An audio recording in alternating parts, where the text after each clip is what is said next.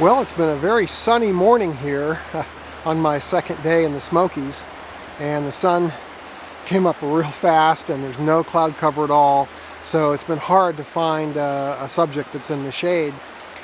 So the forest has been a little challenging this morning, but I came down to the river here and found a nice little riffle of whitewater and some leaves, fall leaves that had caught on a rock in the current, and so it looks like a really nice little scene.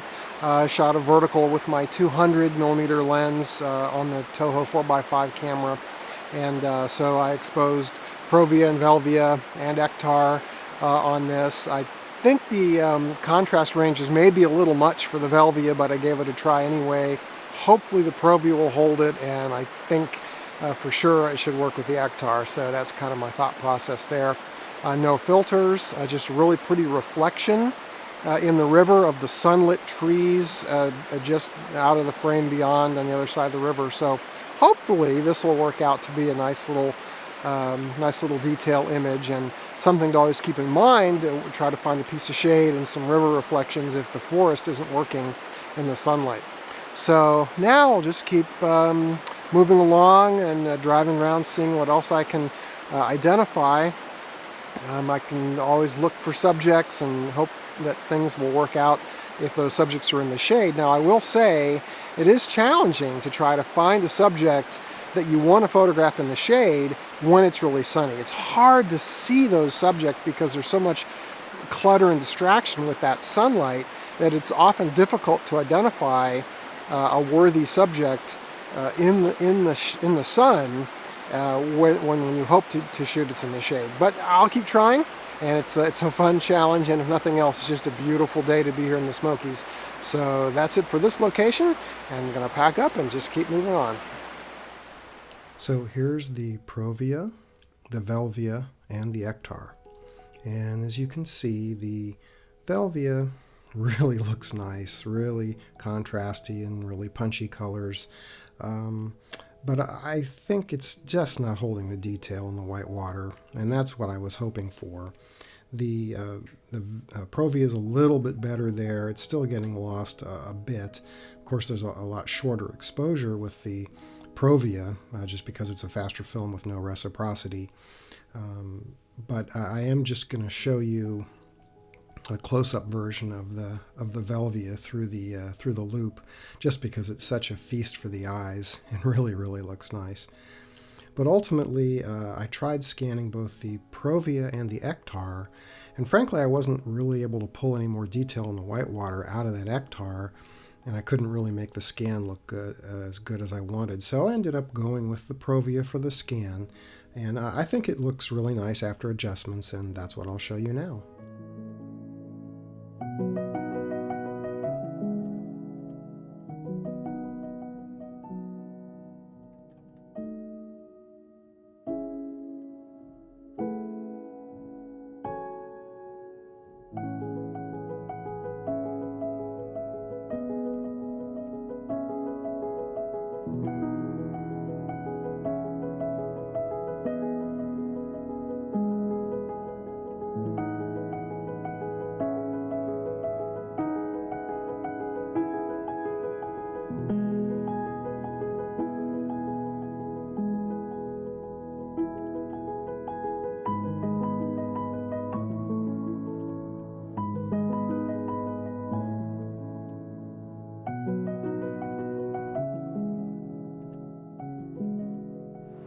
Well, one thing you can always do when it's a really sunny day is look for backlight scenes. And backlight is one of those things that historically with photography has kind of been a no-no. It's kind of a taboo. You shouldn't ever shoot into the sun. But the truth is you can do it as long as the situation works just right. And usually if you can find, especially with forest scenes, if you're out in the open and you're sort of looking at a line of trees and it's sort of dark behind it, and then the sun is shining down and illuminating those leaves, hits the ground below, kind of kicks some light back in to do some fill light, that is a perfect situation for a backlight scene. And I found a couple situations here that I think look really nice, kind of a shadowed hill behind and a really pretty leaves just backlit. Of course that makes them glow and it really looks nice. One thing you have to always remember though is to shade your lens. You can just hold your hand up and just very carefully just cover the front element, and then of course, especially if you're using digital, you can check the image on the back of the screen just to make sure that you haven't vignetted, got your hand in the picture at all. But typically you can figure that out and just cast enough shadow, and it works really well to just remove that sort of haze that happens if the sun is hitting the front of the lens, which was the case here. So these worked out, I think, really well, and so now that I'm remembering to look for backlight scenes, I'm going to drive around some more and see what else I can find. It's certainly a great thing to do on a sunny day.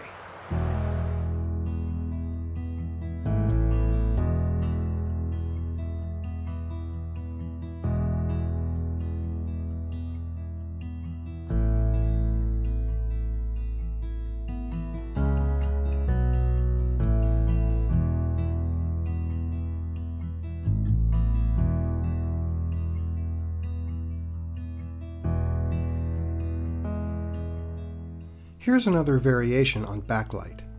I didn't record any video here, but really enjoyed the glowing leaves along the river. After leaving that location and heading back through town into the park, the elk were on the move and caused quite a traffic jam as they crossed the street. At least they had the good sense to cross at the intersection.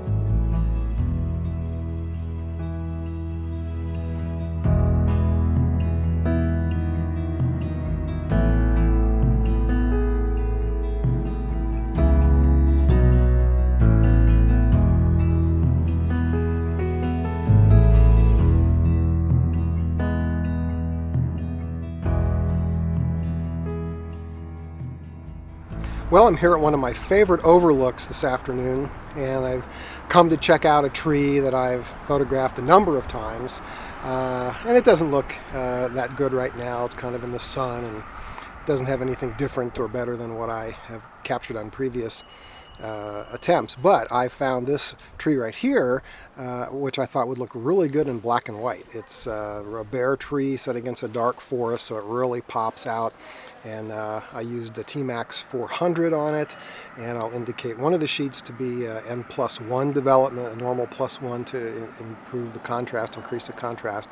So we'll see how that looks, but I was happy to expose some black and white film today, and nothing special with the camera, just a 300mm lens on the 4x5. I did use a lot of lens rise.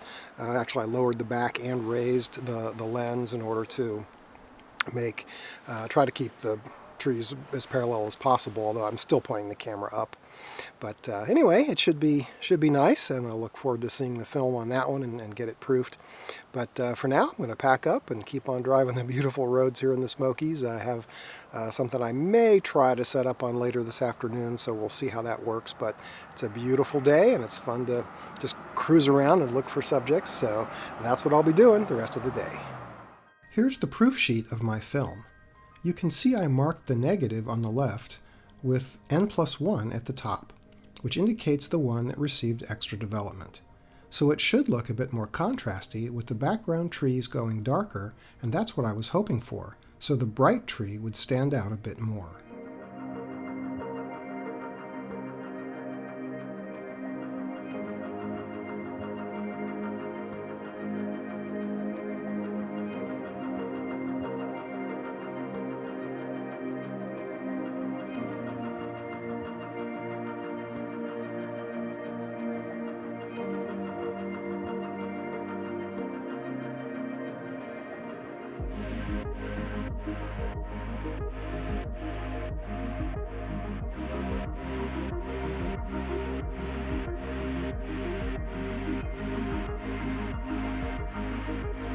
Here's a river scene I came across while driving the park roads. No video from this location, but I like the way the fall color frames the river, which leads the eye into the image.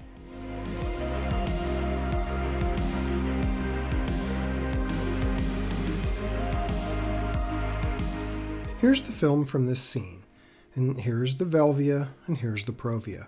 And as usual, you can see that the Velvia is much more contrasty and saturated and sort of a little more pleasant to look at. The Provia goes a little sort of, I don't know, green almost. But they're both gone very blue because of the blue sky. And I didn't think to use a warming filter on this one. I really should have. Clearly, it doesn't look like this to the eye. Although it is pretty interesting to just look at this blue color, particularly in the Velvia image. It looks pretty pleasing, but I think I'll probably warm this up a little bit in post. But I really like this scene with these curving branches. That's what attracted my eye to this.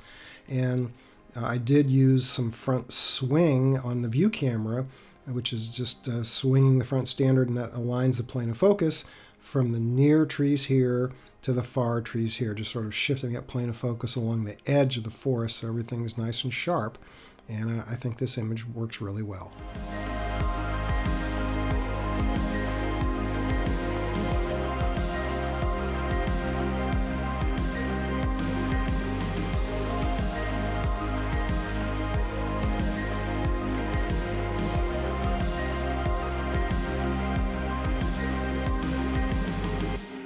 Near the end of the day here, I'm set up on a vertical composition with the view camera, waiting for the sunlight to go off this particular scene.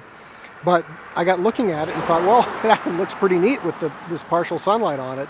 So I set up the Pentax 645Z right next to the view camera in a horizontal and worked on that image. So hopefully we'll have something from this setup tonight, but the view camera image might need to happen tomorrow morning, so we'll see. But it's kind of fun to be able to set up and work on both cameras side by side and try to get something out of this scene. Here's the Provia from this location. It looks okay, but not great. Maybe a bit weak and not the best light after the sun went down. I did get better versions on film the next morning. I really like the partially sunlit horizontal version captured with the Pentax 645Z, which handled the brightness range well and makes for an exciting and dynamic take on this subject. Thanks so much for watching, and I'll see you on the next one.